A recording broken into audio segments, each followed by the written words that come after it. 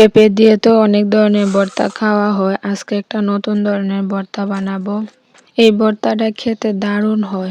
Hello everyone, আসসালামু আলাইকুম। কি অবস্থা সবাই কেমন আছেন?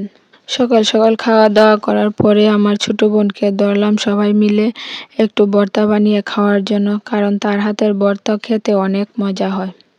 সে তো কফল কেটে ক্লান্ত হয়ে এখন তো তরমুজ খেতে শুরু করে দিয়েছে, আর আমি পিছনে পিছনে মিনতি করতেছি।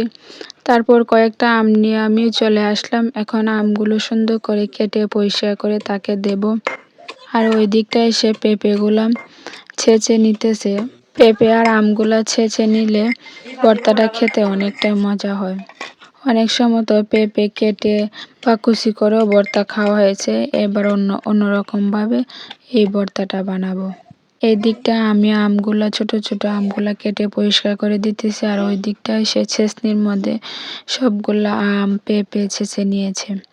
এখন এখানটায় অনেকটা পরিমাণ তেঁতুল দিয়ে দিল। তারপরে শুকনা মরিচকে কিছু গুঁড়ো করে রাখা হয়েছিল, শুকনা মরিচ দিয়ে দিতেছে।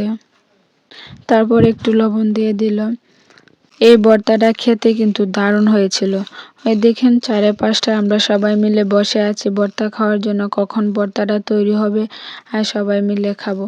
প্রচুর গরম পড়েছে চারদিকে। এই গরমের মধ্যে টক টক ঝাল ঝাল ভর্তা খেতে তো অনেক মজা লাগে। তাও আবার তার সাথে আমের সিজন। আমের ভর্তা যদি না খাওয়া হয় তাহলে তো আমের সিজনটাই পুরো মিস করা হবে।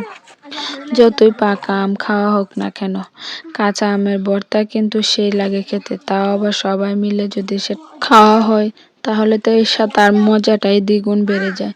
শেষ পর্যন্ত বোল নিয়ে পুরো কাড়াকাড়ি শুরু হয়ে গেছিল, এতটা মজা হয়েছিল ভর্তাটা খেতে।